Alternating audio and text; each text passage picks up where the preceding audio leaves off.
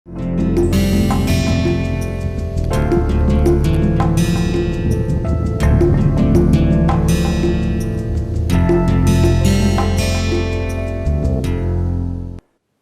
जो हमने demand curve देखा है उसको हम दो तरीके से इंटरप्रेट कर सकते हैं। तो फिर से एक बार हम ड्रॉ करेंगे demand curve, P Y axis पे और Q क्षैतिज एक्सिस पे। Q क्वांटिटी है, P प्रति यूनिट का प्राइस है और ये रहा एक डिमांड कर्व। ये एक स्ट्रेट लाइन भी हो सकता है, ये एक जस्ट रिप्रेजेंट करने के लिए लिया गया है। सो दो किस तरीके से हम इंटरप्रेट कर सकते हैं। एक इंटरप्रिटेशन है कि अगर प्राइस P0 है तो क्वांटिटी जो डिमांड किया जा रहा है वो Q0 है, एंड अगर प्राइस P1 है for example, quantity Q1 demand किया जा रहा है, जिसके बारे में हम पहले भी चर्चा कर चुके हैं। ये क्वांटिटी जो है सो प्राइस का एक फंक्शन है, इसको हम लोग ऐसे लिखेंगे, क्वांटिटी जो है सो एक प्राइस का फंक्शन है। दूसरा इंटरप्रिटेशन ये है कि जब क्वांटिटी मार्केट में Q0 डिमांड किया जा रहा है, Q0 की क्वांटिटी की मात्रा का खपत हो रहा है, का उपभोग हो रहा है मार्केट में, तो लास्ट यूनिट जो है उससे जो सीमांत उपयोगिता किसी को मिल रही है, इस बंदे को मिल रही है, मोहन की बात कर रहे थे, मोहन को मिल रही है, वो P0 है।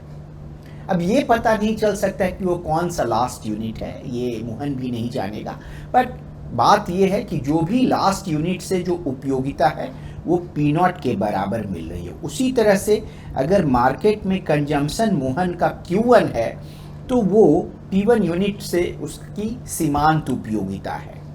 तो जैसे जैसे क्वांटिटी बढ़ रहा है उसकी सीमांत उपयोगिता कम हो जा रही है। यही हॉर्समान सीमांत उपयोगिता का सिद्धांत है, जिसके बारे में हम पहले भी पढ़ चुके हैं, और यही कारण है कि डिमांड एक डाउनवर्ड स्लोपिंग कर्व है। अब हम थोड़ा आगे बढ़ते हैं, हम और समझते हैं कि और क्या कारण हो सकता है कि डिमांड एक डाउनवर्ड स्लोपिंग कर्व है। अगर किसी भी वस्तु का मूल्य बढ़ता है, अगर आम बहुत महंगा हो गया मार्केट में तो हम आम नहीं खाएंगे, आम की जगह सेव खा लेंगे, सेव की जगह सेव नहीं मिलता है तो जामुन खा लेंगे या अमरूद खा लेंगे। तो जैसे जैसे प्राइस बढ़ता है लोग दूसरे वस्तुओं पे शिफ्ट हो जाते हैं, दूसरे वस्तुओं का उपभोग बढ़ा देते हैं। ऐसे वस्तुओं को हम स्थानापन्न वस्तु कहते हैं, उसको हम लोग स्थानापन्न वस्तु कहते हैं। इंग्लिश में इसको सब्स्टिट्यूट गुड कहते हैं। और आपको फिर मैं याद दिला दूं, ऑल्दो बार बार हम गुड्स की बात कर रहे हैं, बट ये सर्विसेज पे भी एप्लीकेबल है और आम जस्ट एक एग्जाम्पल उदाहरण के तौर पे लिया जा रहा है। तो स्थानापन्न वस्तु क्या है? स्थानापन्न हम कह सकते हैं, अगर हम दो वस्तु लें x एंड y, हम कह सकते हैं कि दोनों एक दूसरे के स्थानापन्न वस्तु हैं। इफ y का प्राइस बढ़ता है तो x का कंजम्पशन बढ़ जाता है, या x का प्राइस बढ़ता है, x का मूल्य बढ़ता है तो y का कंजम्पशन बढ़ जाता है। ऐसे केस में दोनों वस्तुएं स्थानापन्न वस्तुएं कहलाती हैं। इसका एग्जाम्पल अगर हम लेने का प्रयास करें तो लेट्स कि कॉफ़ी है, कॉफ़ी की का सब्स्टिट्यूट टी हो सकता है, टी का सब्स्टिट्यूट जो है सो लस्सी हो सकता है, लस्सी का सब्स्टिट्यूट कोको कोला हो सकता है और पेप्सी हो सकती है। आप इसमें देखेंगे कि कॉफ़ी और टी क्लोज सब्स्टिट्यूट हैं और ये कोको कोला और पेप्सी उतने क्लोज सब्स्टिट्यूट उतने नियर के सब्स्टिट्यूट नहीं है। बट हम इसको अगर समझने का प्रयास करें तो एक एग्जाम्पल ले लें कि अगर हमारा जो डिमांड फंक्शन है कॉफ़ी का, वो इस फंक्शन के द्वारा लिखा जा रहा है, QC is equal to 50 minus 3PC। ऐसे ही मैंने उदाहरण के तौर पे एक फंक्शन ले लिया है, एक फलन ले लिया है। PC जहाँ पे कॉफ़ी का कॉस्ट है, सो कॉफ़ी का प्राइस बढ़ता है तो कॉफ़ी का कंजम्पशन घटता है, और 2PT पीटी जो है सो 1 यूनिट ऑफ चाय का कॉस्ट है। अगर चाय का कॉस्ट बढ़ता है तो कॉफ़ी का कंजम्पशन बढ़ता है। यहाँ से क्लियर है कि कॉफ़ी और चाय इस फंक्शन के मुताबिक एक दूसरे के सब्स्टिट्यूट हैं। और आगे भी ले लें, जस्ट फॉर एग्जांपल ये इनकम है मोहन का। अगर इसको हम ड्रॉ करना चाहें, अगर यहाँ से हम डिमांड कर्व निकालना चाहें तो कैसे डिमांड कर्व दिखेगा? अगर हम डिमांड कर्व लिखना चाहें तो हम प्राइस ऑफ टी और इनकम को फिक्स लेते हैं। लेट्स कहिए कि टी का प्राइस 10 है और इनकम 1000 है, तो इससे हमें जो डिमांड कर्व मिल गया वो है 50 minus 3 PC plus 20, 10 multiplied by 2, PT 10 है तो 10 multiplied by 2 20 and plus 1000 multiplied by 0.005। सो यहाँ से हमें 5 मिल गया।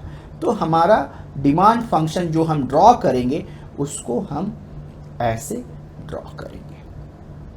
सो बड़ा ही यहाँ से क्लियर है कि अगर PC 0 है, जो कि यहाँ पे अगर हम रखें PC और यहाँ पे रखें QC, अगर ये जो हॉरिजॉन्टल एक्सिस है, X एक्सिस है, इस एक्सिस पे PC आपका मूल्य जो है सो कॉफ़ी का वो 0 है। अगर 0 है ये तो QC इज इक्वल टू 75, है ना। और जैसे जैसे PC बढ़ेगा क्वांटिटी घटती जाएगी और ये एक स्ट्रेट लाइन के द्वारा घट रही है। और यहाँ पे जब प्राइस जो है सो 25 हो जाता है तो आप देखेंगे कि 75 माइनस 3 मल्टी बाई 25 ये 0 हो जाता है। तो ये y एक्सिस है और ये ओरिजिन है। इस y एक्सिस पे QC 0 है। तो एक ऐसा लाइन आपको दिखता है ये कॉफ़ी के डिमांड के लिए। अब हम देखेंगे क्या होगा। अब आप ये चीज़ को समझें कि जो डिमांड कर्व है, ये ब्लू लाइन एक डिमांड कर्व है।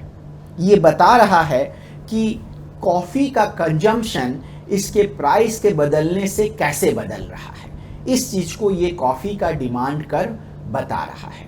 अगर कॉफ़ी का प्राइस चेंज होने की बजाय अगर कहें कि चाय का प्राइस बदल गया, ये 10 से जो है सो 15 हो गया, अगर 10 से ये 15 हो गया तो हमारा फंक्शन ही बदल जाएगा।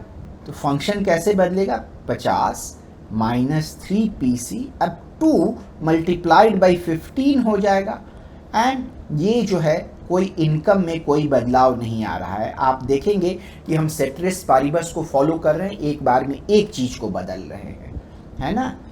तो ये हो गया आपको 50 प्लस 30 प्लस 5 माइनस 3 PC, सो 85 माइनस 3 PC। ये फंक्शन ही चेंज हो गया। आपको यहाँ 75 माइनस 3 PC था, यहाँ ये 85 माइनस 3 PC हो गया। अगर आप इसको यहाँ पे ड्रॉ करेंगे तो ये 85 पे आएगा और यहाँ ये 85 बाई 3 पे आएगा। आपको ये कर्व ऐसे दिखेगा, ये हो गया 85 बाई 3, ये हो गया 85। तो आप क्या पाएंगे कि पूरा का पूरा डिमांड कर्व ही शिफ्ट हो गया है। तो इस चीज़ को समझें कि अगर कॉफ़ी के डिमांड कर्व की बात हो रही है, कॉफ़ी के प्राइस में, मूल्य में परिवर्तन से डिमांड कर्व नहीं बदलेगा, डिमांड कर्व वही का वही रहेगा। ये जो ब्लू वाला कर्व था वो इसी पे, कॉफ़ी के प्राइस के बदलने से इसी कर्व पे हम रहेंगे। बट अगर ये जो टी है जो कि एक सब्स्टिट्यूट गुड है, उसके प्राइस के बदलने से पूरा डिमांड कर्व शिफ्ट हो जाएगा, है ना। सो ये समझना बहुत ही जरूरी है। अब जिस तरह से हम लोग सब्स्टिट्यूट गुड की बात करते हैं, उसी तरह से हम लोग कॉम्प्लीमेंट्री गुड की भी बात कर सकते हैं, जिसको हिंदी में हम लोग पूरक वस्तु कहेंगे। सो पूरक वस्तु के बारे में बात करते हैं। पूरक वस्तु क्या होती है? दो, आप जैसे ब्रेड एंड बटर को ले लें। टिपिकली जब आप ब्रेड का उपभोग करते हैं तो उस पर बटर लगा लेते हैं या जैम लगा लेते हैं। तो उससे क्या होगा? अगर ब्रेड का प्राइस बढ़ेगा तो आप ब्रेड का कंजम्पशन कम करेंगे। चूंकि ब्रेड का कंजम्पशन कम करेंगे तो बटर की भी कम ज़रूरत पड़ेगी, है ना। तो ब्रेड के प्राइस बढ़ने से बटर का कंजम्पशन कम हो जाएगा। स्थानापन्न में क्या होता था कि टी के प्राइस बढ़ने से कॉफ़ी का कंजम्पशन बढ़ जाएगा, बट यहाँ ब्रेड का प्राइस बढ़ने से बटर का कंजम्पशन कम हो जाएगा।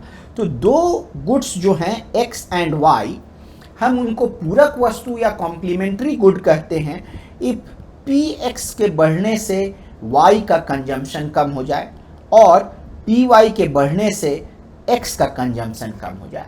ये लोग पूरक वस्तुएं हैं। और आपको अभी मैंने एक एग्जाम्पल दे ही दिया कि bread and butter, bread and jam, ये जो हैं सो कॉम्प्लीमेंट्री गुड्स हैं। इसमें भी क्या होगा हम देखते हैं, एक उदाहरण ले लेते हैं। चाय का कॉम्प्लीमेंट्री क्या होगा? चाय का कॉम्प्लीमेंट्री शुगर होता है, बट हमने जो पहले इक्वेशन लिया था उसमें शुगर का प्राइस नहीं था, तो हम वही इक्वेशन लें और इसको थोड़ा मॉडिफाई कर लें। 50 जो है वो आ रहा था 40, है ना, 40 पहले से था। एक ऐसे ही कहानी के द्वारा समझने की कोशिश कर रहे हैं। और 2pt था प्लस 0.005 i था। और यहाँ पे क्या था, और सॉरी, यहाँ पे ये 40 की जगह 60 था और यहाँ पे -2pc था, p शुगर था। और शुगर का प्राइस मान लीजिए 5 था, तो शुगर का प्राइस अगर 5 था तो ये टर्म 10 हो गया, तो 60 - 10, तो ये 50 - 3pc प्लस 2pt प्लस 0.005 आई था। ये डिमांड फंक्शन की बात हम कर रहे थे। लेकिन इसे न ले करके हम कहें कि अगर शुगर का प्राइस बढ़ गया है, शुगर का प्राइस और ज़्यादा बढ़ गया, क्योंकि शुगर और कॉफ़ी और शुगर और चाय दोनों जो हैं सो कॉम्प्लीमेंट्री गुड है। शुगर कॉफ़ी के साथ, शुगर चाय के साथ कॉम्प्लीमेंट्री गुड है। तो अगर 5 से बढ़ के ये कहिए 10 हो गया तो क्या होगा, तो QC जो है सो 60 और यहाँ से 2 × 10 20 हो गया, -3pc। 2pt पहले से ही हम लोग कितना ले रहे थे, पहले में हम लोगों ने 10 लिया था, तो 10 ही रखेंगे, 10 × 2 and 5।